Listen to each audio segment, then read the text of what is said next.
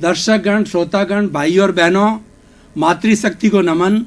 Channel 24+ news के खास विशेष मनमोहक, चित्त शुद्धि करने वाला, चित्त को शांति देने वाला, मेंटल पीस देने वाला, मेंटल हेल्थ देने वाला, फिजिकल हेल्थ देने वाला, हेल्थ के कई टिप्स बताने वाला, युवाओं को, बच्चों को संस्कार देने वाला और सब तरीके से हमारा सर्वांगीण विकास करने वाला पुनरुत्थान कार्यक्रम में आप सभी का हार्दिक स्वागत है, अभिनंदन है, सत्कार है। पुनरुत्थान कार्यक्रम प्रतिदिन नए नए विषयों के साथ में प्रवेश होते हैं। हर विषय शोधपरक होता है और व्यक्ति को कुछ न कुछ शिक्षा देता है, व्यक्ति को जीवन रूपांतरण की प्रक्रिया बताता है। इसी क्रम के अंदर आज का हमारा एक बहुत धार्मिक विषय जिसको लेकर हम आपके सामने प्रस्तुत हो रहे हैं। आज का विषय है धर्म से निर्ग्रंथ। भाई और बहनों, दर्शकगण, श्रोतागण, दो शब्द हमारे सामने हैं, एक तो धर्म और दूसरा निग्रंथ।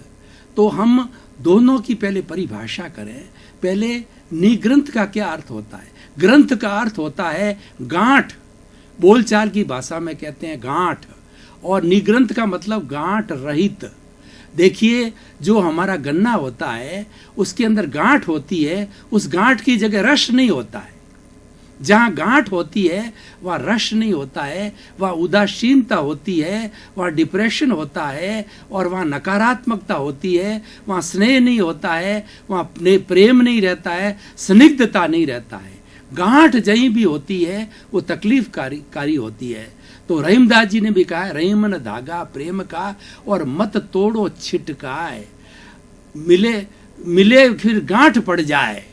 इसीलिए क्या है कि हमेशा ध्यान रखना चाहिए कि गांठ पड़ने के पहले पहले उसको सुलझा दो। आपने भाई और बहनों, दर्शकगण, श्रोतागण देखा होगा कि धागे के अंदर गांठ नहीं पड़ती है तब वो बहुत आसानी से वो खोली जा सकती है, और गांठ पड़ने के बाद के अंदर वो भी टाइट पड़ जावे तो उस गांठ को खोलना बहुत भारी तकलीफ हो जाती है। हमारे शरीर के अंदर कई अगर ज़्यादा गांठें हो जाती तो न मालूम किस चीज़ की गांठ होती है, ईश्वर न करे वो कैंसर की भी गांठ हो सकती है। ये गांठें जो है ये समस्या पैदा करती है, ये गांठें रोधात्मक है, ये गांठें गतिरोध करती है।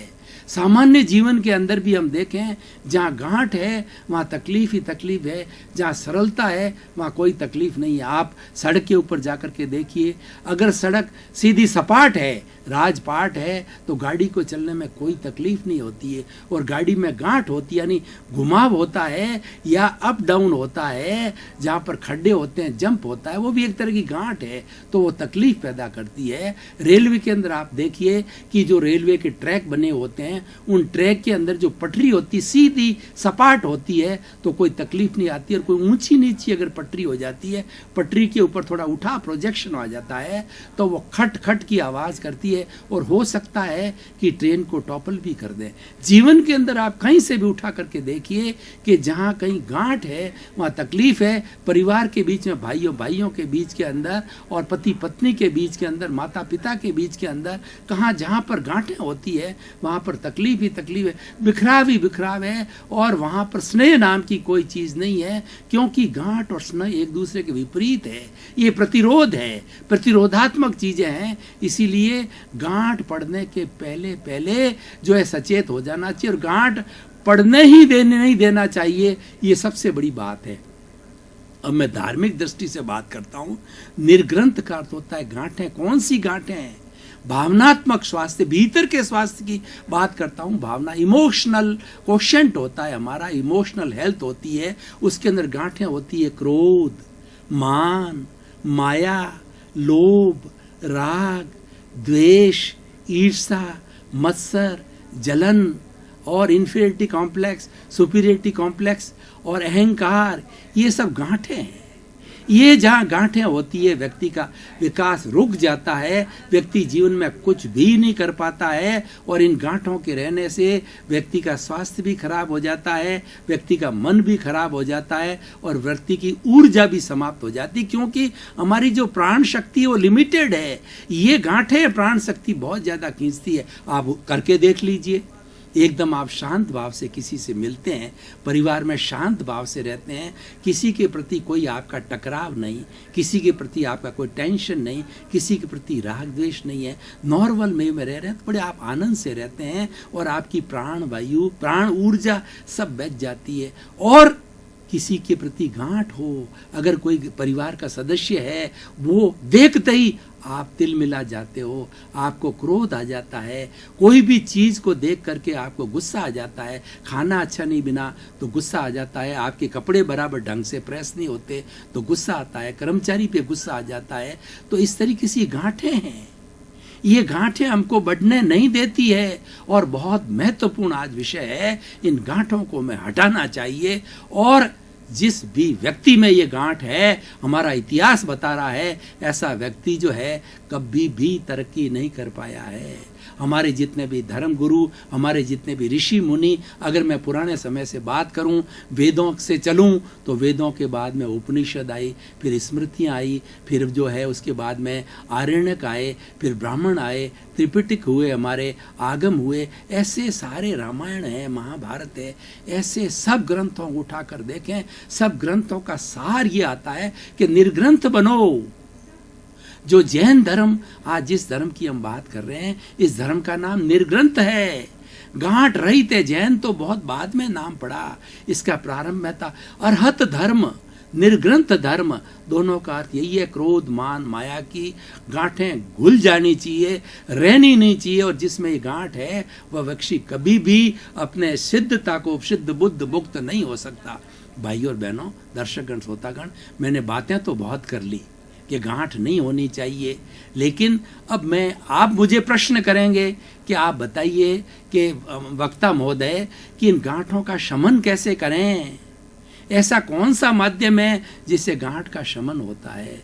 तो भाई और बहनों, दर्शकगण, श्रोतागण, मैं एक शब्द में कहता हूं कि धर्म एक ऐसा माध्यम है, धर्म एक ऐसी संजीवनी है, धर्म एक ऐसा रामबाण दवा है कि जिसके करने से सब गांठें घुल जाती है।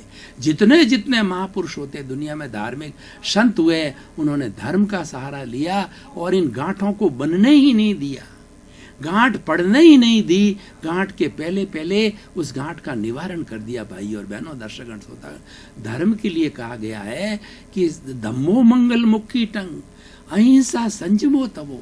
इस दुनिया में जितना कल्याणकारी चीजें हैं, उसमें सर्वोच्च कल्याणकारी चीज है धर्म। और धर्म कौन सा? अहिंसा प्रधान धर्म। अहिंसा सब भूय खेमंकरी।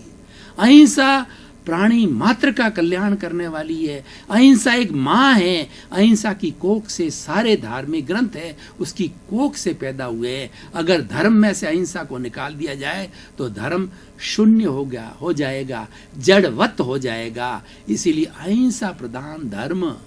अहिंसा संयमो तवो, संयम कितना सुंदर शब्द हमारी भारतीय संस्कृति में है। किसी भी संस्कृति के अंदर संयम शब्द नहीं मिलता है। संयम का मतलब होता है रिनंशिएशन, यानी अपने आप पे अंकुश करो। खाने का अंकुश, पीने का अंकुश, सोने का अंकुश, बातचीत करने का अंकुश, हर चीज की लिमिट करो, हर चीज की मर्यादा बनाओ, हर चीज का अनुशासन करो। जब आप अनुशासन में रहते हैं, आप एक अच्छे इंसान बन जाते हैं, आप भगवान का रूप हो जाते हैं। जो व्यक्ति संयम करता है वो व्यक्ति पूजनीय होता है, अनुकरणीय होता है, वंदनीय होता है, क्योंकि संयम करने वाला व्यक्ति जो है अहिंसा सब भूय खेमंकरी के साथ साथ में एक बात और कही गई है कि सर्वभूतेषु संयम अहिंसा। मतलब यह है कि जो सब भूतों के साथ में संयम करता है, हरेक के प्रति सम्मान की भावना रखती है और हरेक का अस्तित्व स्वीकार करता है।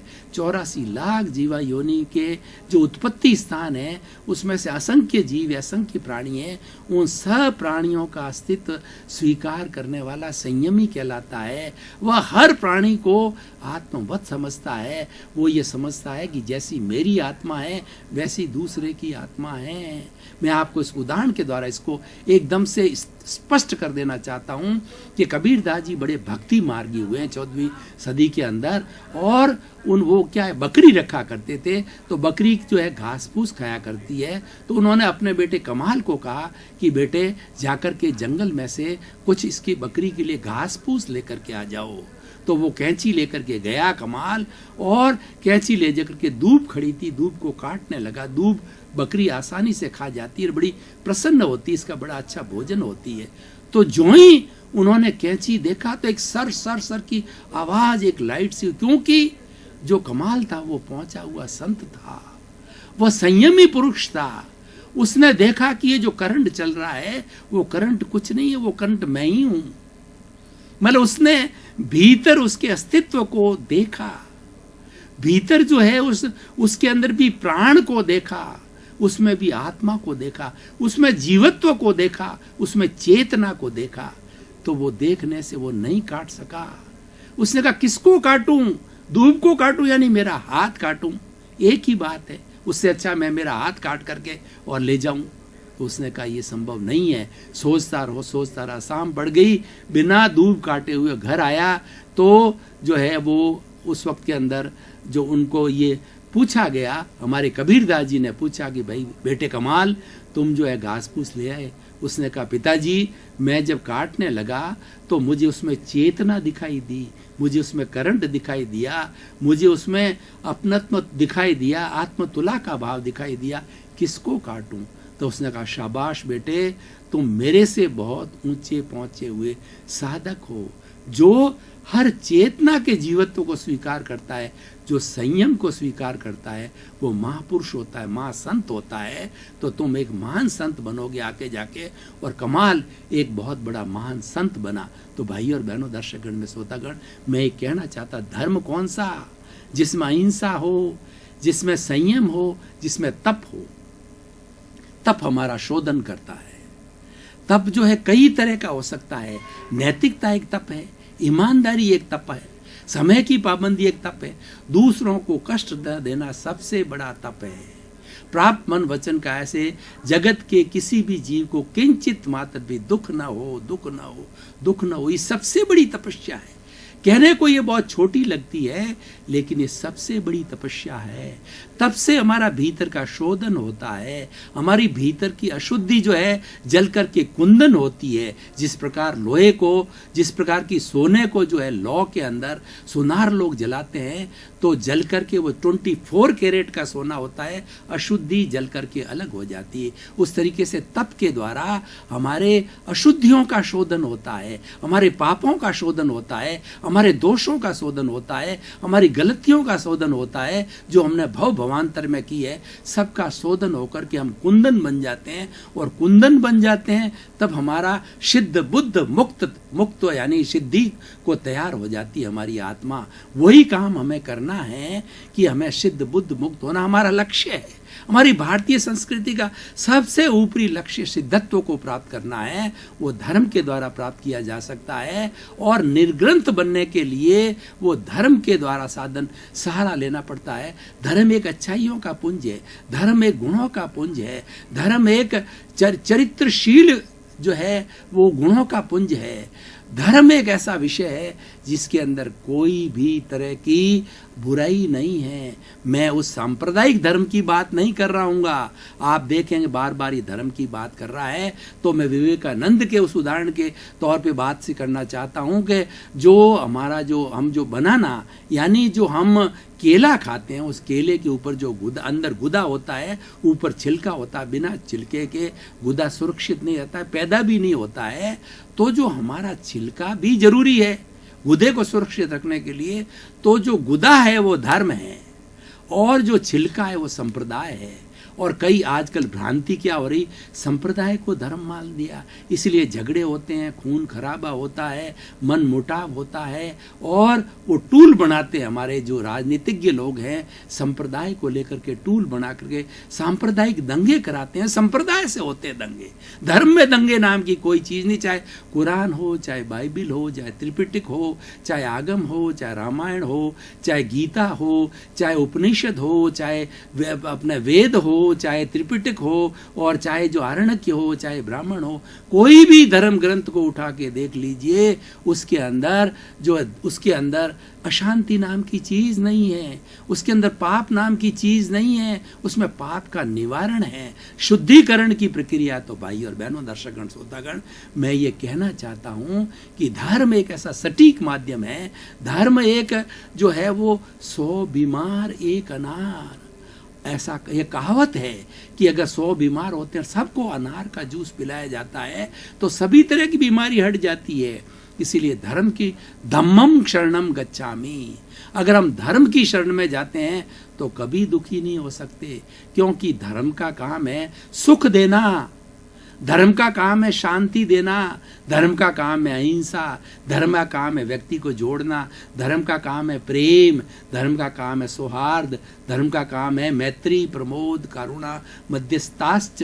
ये सब धर्म के गुण हैं, ये धर्म के अवयव हैं और ये धर्म से प्राप्त होते हैं। तो भाई और बहनों, दर्शकगण, श्रोतागण, अब जैसी हमारी परंपरा है या जैसी हमारा जो निरंतर जो चलता है, उसके अनुसार हम हर विषय को जो कसौटी पर कसते हैं कि ये विषय जो है कि धर्म से निर्ग्रंथ जो है आज मनुष्य को क्या देगा, समाज को क्या देगा, विश्व को क्या देगा, तो मैं कहना चाहता हूं कि एक पूरा समसामयिक विषय है, ये कॉन्टेम्परेरी विषय है, ये मोस्ट रिलीवेंट है और मोस्ट प्रासंगिक है। अगर सभी व्यक्ति अपने जीवन में गांठ डालना छोड़ दे, गांठ पड़ने के पहले पहले जो है उसका शुद्धिकरण कर ले, गांठ पड़ने ही न दे, तो आप मानिए कि कभी भी मन मुटाव नहीं हो सकता, हमारा कभी भी किसी से लड़ाई झगड़ा। और आज की जितनी बर्निंग इश्यूज हैं, चाहे आतंकवाद हो, चाहे असंवेदनशीलता हो,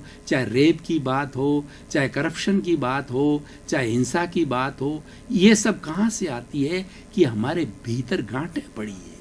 ये गांठें करवाती है, गांठें व्यक्ति को अपराधी बनाती है, गांठें व्यक्ति को लोभी बनाती है, गांठें व्यक्ति को इगोस्टिक बनाती है। और जिसके अंदर गांठ नहीं होती, बहुत सरल व्यक्ति होता है, वो हर जगह एडजस्ट हो जाता है और वो व्यक्तियों को जोड़ता है, एक अच्छे समाज का निर्माण करता है, प्रेम की गंगा बहाता है, धर्म की गंगा बहाता है, आनंद की गंगा बहाता है। उसके अंदर जो कोई भी स्नान करता है उसको आनंद आता है, क्योंकि उसमें गांठ नहीं है। इसलिए भाई और बहनों, दर्शकगण, श्रोतागण, सब बीमारियां इन गांठों के कारण हो रही है, इन ग्रंथियों के कारण हो रही है। तो इस ग्रंथि को तोड़ना चाहिए, ग्रंथि को बनने नहीं देना चाहिए। अगर बन गई है तो धर्म रूपी रसायन का काम कर लेना चाहिए, धर्म रूपी संजीवनी का हमें उपयोग करना चाहिए और धीरे धीरे इस गांठ को घुलाना चाहिए। जब रेशम की गांठ होती है तो उसको खोलना बहुत मुश्किल होता है, पानी में डाल करके धीरे धीरे घुलाते हैं, घुलाने से वो शिथिल पड़ती है और शिथिल पड़ने से वो खुलती है। सबसे बड़ी रेशम की गांठ होती है और सूत की गांठ तो फिर भी खुल जाती थोड़ा अभ्यास करके। इसलिए भाई और बहनों, ऐसी गांठें मत पड़ने दो, और ऐसी गांठें पड़ती है वहाँ पर परिवार बर्बाद हो जाता है, समाज बर्बाद हो जाता है, देश बर्बाद होता है। और अगर सारे विश्व के अंदर ये जो शस्त्रों की होड़ की गांठ को खत्म नहीं किया तो वो युग दूर नहीं है कि 7 अरब की जनसंख्या को भस्म होने में केवल 7 मिनट लगेंगे, इतना जखीरा खड़ा हो गया है। इसीलिए हमें यूएनओ के अंदर जो हमारा 2 अक्टूबर को अंतर्राष्ट्रीय अहिंसा दिवस मनाया जाता है और 21 जून को अंतर्राष्ट्रीय योग दिवस मनाया जाता है, ऐसे हमारी इंडियन फिलॉसफी से ऐसी ऐसी अच्छी मैत्री, प्रमोद, करुणा, मध्यस्थता, दया, ऐसी चीजें और लेकर के और वो विश्व के सामने रखनी चाहिए, जो निःशस्त्रीकरण की बात रखनी चाहिए। हमें विश्व को ये बताना है कि हमने जो जन्म लिया है हमारा कुछ उद्देश्य है।